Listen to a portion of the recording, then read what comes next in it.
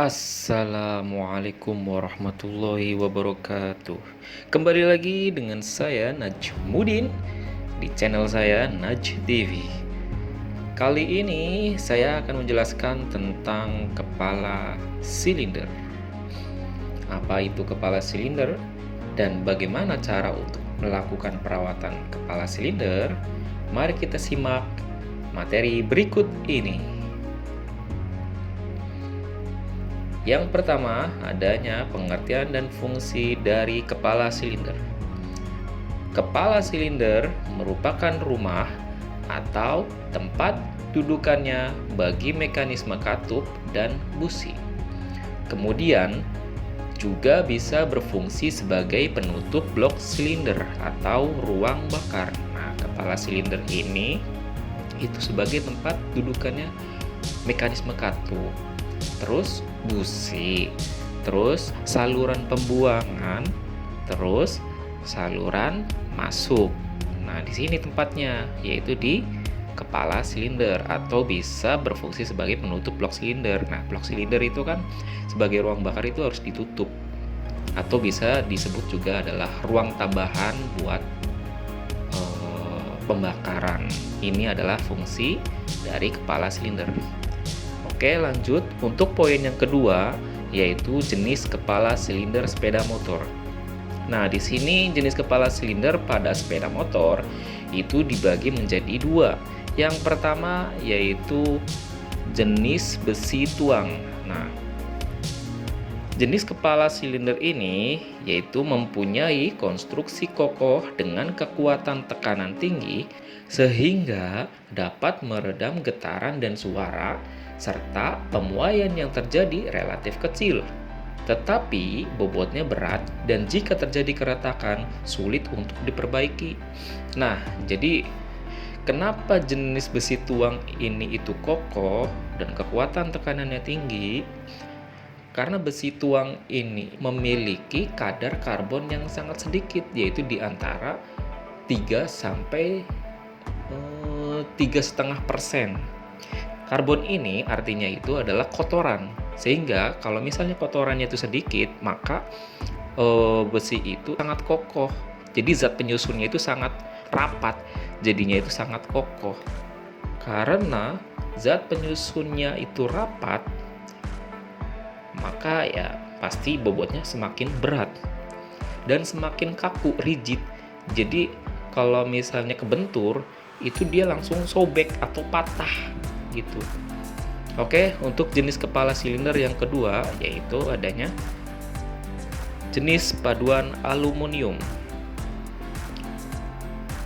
Jenis ini mempunyai konstruksi yang kokoh dan ringan, namun dapat memindahkan panas dengan baik, sehingga mampu mengurangi knocking, tetapi pemuaiannya besar, sehingga harus diimbangi dengan dudukan komponen dari logam yang baik untuk mengatasi keausan.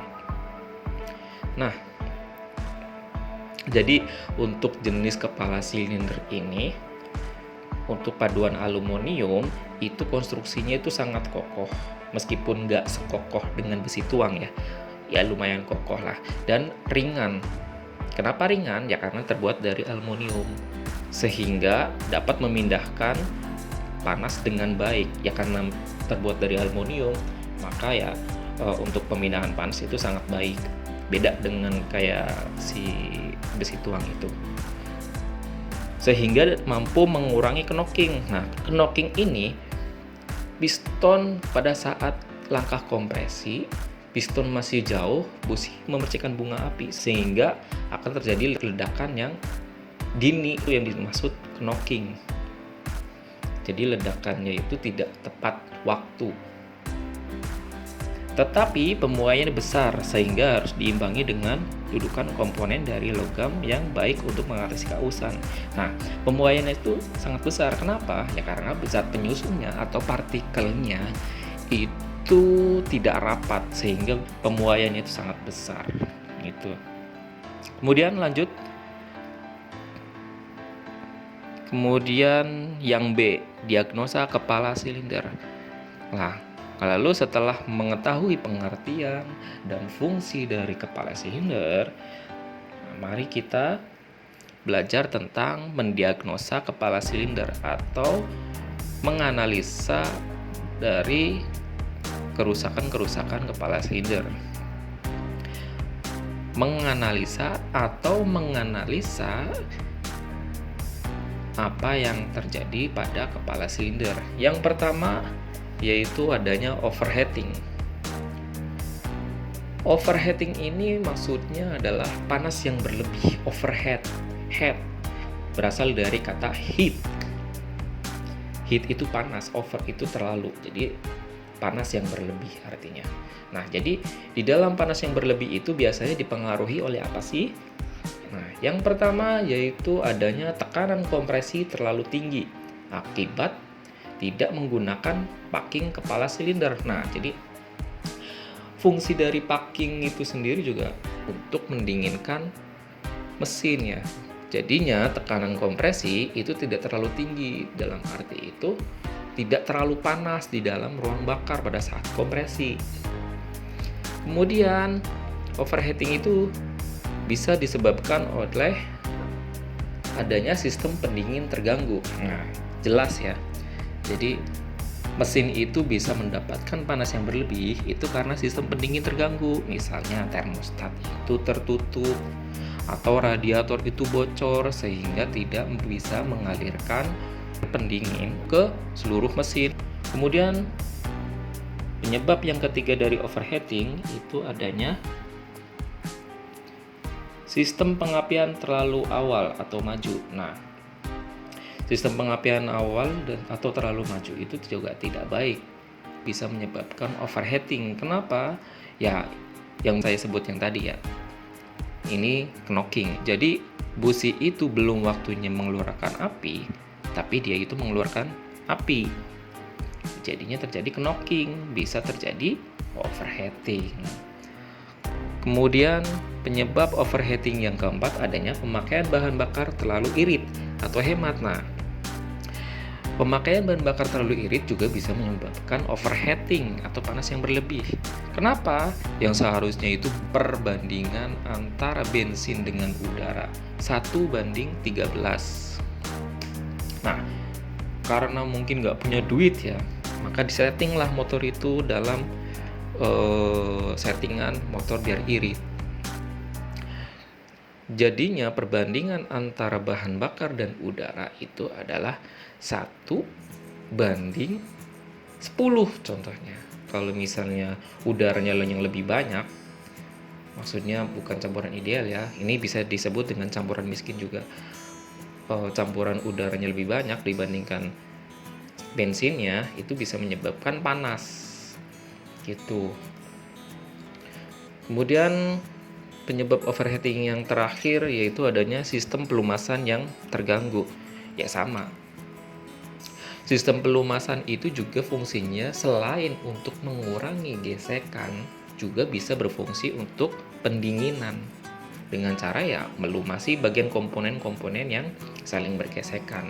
Nah, oke itu. Kemudian yang berikutnya, diagnosa berikutnya yaitu kekurangan minyak pelumas dapat meningkatkan gesekan antar komponen sepeda motor, terutama yang bergerak berputar dengan kecepatan tinggi. Nah, minyak pelumas itu pada sepeda motor sangat penting adanya ya. Jadi kalau sistem pelumasannya itu terganggu, maka pada mesin sepeda motor itu sangat riskan pada kerusakan.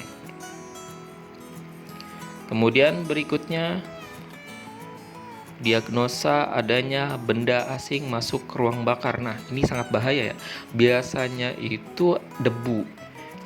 Nah, ini biasanya itu filternya udah keadaan kotor atau tidak bisa bekerja dengan baik, sehingga kotoran itu dapat masuk ke ruang bakar. Nah, kotoran itu kan kalau dibakar tidak bisa terbakar sempurna. Mungkin awalnya itu sedikit ya, dari titik-titik gitu. Karena dibakar itu tidak sempurna, kemudian semakin banyak. Nah, akhirnya terjadi endapan kotoran. Nah, endapan kotoran itu bisa menyebabkan ruang silinder itu tergores. Kemudian diagnosa yang keempat, adanya pengencangan baut kepala silinder di luar batas momen pengencangan. Nah, kekencangan baut itu ada momennya atau ada kekencangan maksimumnya. Jadi tidak bisa serta-merta ini sudah kenceng, kurang kenceng dipaksa lagi. Kalau misalnya dipaksa terus melalui feeling atau berdasarkan feeling, itu bisa menyebabkan kecacatan pada kepala silinder. Bisa aja sih patah ya bautnya, atau enggak mungkin bisa aja lah kekendoran gitu, tidak sesuai dengan kekencangan maksimum. Kemudian diagnosa yang terakhir atau yang kelima itu salah pemakaian dan pemasangan busi, tidak sesuai alur busi. Nah, ini sama hampir kayak kekencangan baut kepala silinder. Jadi kalau misal mau memasang busi, itu jangan langsung pakai kunci, putarlah pakai tangan. Kenapa? Biar bisa merasakan ini sudah masuk nggak, ini sudah pas nggak alurnya. Jika dirasa sudah pas alurnya, maka bisa kencangkan memakai kunci busi. Kemudian next, selain itu, kerusakan secara fisik yang dilihat dari kerusakan kepala silinder adalah yang pertama, adanya kebocoran oli. Nah, yang pertama ini adalah kebocoran oli. Bisa dilihat dari secara fisik ya, visual, bisa dilihat secara kasat mata. Oli keluar dari kepala silinder ditandai dengan banyaknya debu yang bercampur oli yang menempel pada bagian tertentu. Penyebabnya, packing kepala silinder rusak, seal oli rusak, kepala silinder tidak rata. Nah, biasanya itu sering banget terjadi ya, adanya kebocoran oli. Bisa dilihatlah di bawah pada blok mesin. Disebabkan oleh apa? Disebabkan oleh packing kepala silinder rusak. Nah, biasanya itu packing di dalam silinder itu tidak dirawat dengan baik. Ada yang sobek, terkadang itu dibiarkan gitu. Terus ketika sudah dibongkar, itu tidak diganti dengan yang baru. Itu bisa menyebabkan packing rusak. Kemudian kerusakan fisik yang kedua, adanya kebocoran kompresi. Kasus sama seperti adanya kebocoran oli. Dan kasus ini diiringi dengan adanya pengurangan daya motor, pemakaian bahan bakar boros, terdengar suara desis dari bagian packing kepala silinder. Penyebabnya, packing kepala silinder rusak, kepala silinder tidak rata. Nah, bisa dilihat secara mata. Adanya kebocoran kompresi. Biasanya itu daya motor atau tenaga dari motor itu berkurang. Ya karena apa? Ya namanya juga pembakaran itu bocor, yang seharusnya meledak dengan sempurna, yaitu keluar ke dinding-dinding busi. Gitu. Kompresi bocor bisa dites dengan kickstarter. Bila mana ketika di ontel atau diinjak pedalnya itu terasa ngelos atau tidak ada kayak tahanan gitu. Nah, itu berarti ada kemungkinan kompresi bocor. Untuk kerusakan yang berikutnya adanya kebocoran exhaust manifold. Terdengar suara bising dan diiring kebocoran gas buang yang keluar dari exhaust manifold. Penyebabnya packing exhaust rusak, kerusakan baut dan mur pengikat exhaust manifold. Nah, kalau misalnya exhaust itu bocor, itu gampang banget didiagnosanya. Itu terdeteksinya itu sangat gampang, sangat mudah karena suaranya itu akan tidak normal. Bising, berisik banget suaranya. Kemudian next, lanjut, adanya kebocoran air pendingin. Penyebabnya terjadi kerusakan packing silinder atau adanya keretakan pada bagian yang airnya bocor. Jadi untuk kebocoran air pendingin biasanya itu di selang-selang pembuangan yang di dekat di radiator tuh, atau bisa juga radiatornya yang berlubang atau yang bocor. Kemudian lanjut, untuk kerusakan secara fisik yang bisa dilihat. Yang kelima yaitu kerusakan katup dan kelengkapan. Biasanya terjadi kebocoran katup dengan dudukannya ditandai dengan penurunan daya motor dan pemakaian bahan bakar yang boros. Sedangkan untuk kebocoran seal katup dan keausan bushing katup dengan batang katup ditandai dengan adanya asap kebiruan bersama gas buang. Gitu. Oke, lanjut. Sedangkan untuk mengetahui kerusakan kepala silinder secara spesifik adalah dengan melakukan pemeriksaan dan pengukuran kepala silinder motor. Nah, jadi untuk mengetahui kepala silinder, untuk lebih spesifiknya, maka digunakan alat ukur nih untuk memeriksa dan pengukuran kepala silinder motor. Untuk yang pertama yaitu pemeriksaan kondisi kepala silinder dengan kompresi tester. Pemeriksaan menggunakan kompresi tester bertujuan untuk memastikan kerusakan kepala silinder secara spesifik, khususnya berkaitan dengan tekanan kompresi yang rendah. Jadi, cara mengecek tekanan kompresi yang rendah itu bisa digunakan dengan alat yang namanya kompresi tester. Lalu bagaimana cara penggunaannya? Nah, ini disebutkan langkah-langkah pemeriksaan. Yang pertama adalah posisikan sepeda motor dengan mendatar. Nah, jadi kalau untuk melakukan pengecekan atau pemeriksaan pada sepeda motor, posisikanlah sepeda motor itu mendatar. Jadi di standar yang di tengah, jangan di standar samping. Ini mutlak ya, harus pakai standar tengah. Kemudian yang kedua yaitu panaskan mesin sampai suhu operasi normal. Nah, jadi sebelum dilakukan pengecekan kompresi tester itu, panaskan mesin sampai suhu ideal kerjanya dia. Gitu. Jadi jangan sampai pada saat posisi dingin gitu atau mati lama seharian gitu. Jadi kan mesin itu dingin, itu langsung dites dengan kompresi tester. Itu hasilnya nanti tidak valid gitu loh, atau tidak bisa sesuai dengan semestinya. Jadi harus dipanaskan dulu sampai suhu idealnya si mesin. Kemudian lepaskan busi. Nah iyalah, karena nanti kan kompresi tester itu dipasangkan ke lubang busi. Kemudian yang keempat adanya pasang kompresi tester pada lubang busi. Nah setelah busi dilepaskan, kemudian kompresi tester ujungnya itu dimasukkan ke lubang busi dan perhatikan ulirnya ya, sampai ngepas gitu, sampai ngeklop dia, sampai terikat dengan sempurna. Kemudian yang kelima, putar kunci kontak posisi on, gigi transmisi posisi netral. Jadi di-on-kan kunci kontaknya atau dinyalakan atau di-on-kan, terus gigi transmisi posisi netral, jangan sampai masuk ke gigi 1 atau gigi 2, itu harus netral ya. Kemudian yang ke-6 atau yang F, langkah selanjutnya yaitu buka throttle gas penuh dan putar mesin dengan electric starter sampai jarum gauge berhenti naik. Ketika di starter itu kan mulai naik tuh jarum tot. Nah, ketika sudah berhenti udah selesai.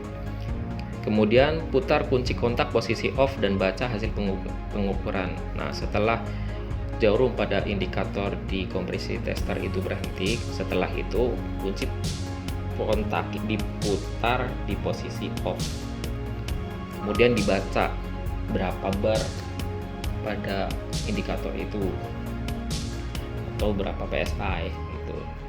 Kemudian yang H atau yang berikutnya, ingat setelah pembacaan posisi kompresi tester harus dikalibrasi atau posisikan pada posisi 0. Nah jadi setelah dibaca pada indikator kompresi tester itu harus dikalibrasi dulu dengan cara menekan tombol pembuangan angin. Jadi posisikan jarum itu pada 0 lagi gitu.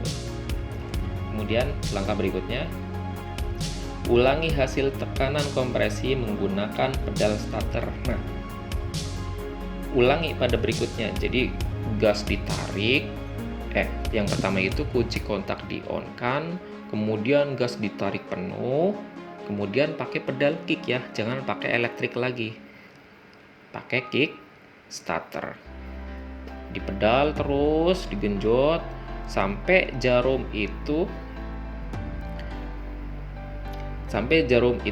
berhenti naik jarum pada indikator kompresi tester itu, sampai berhenti naik, kemudian sudah selesai di offline lagi, kemudian bandingkan hasilnya dari kedua pengukuran tersebut. Jadi pengukuran yang pertama dengan pengukuran yang kedua itu dibandingkan.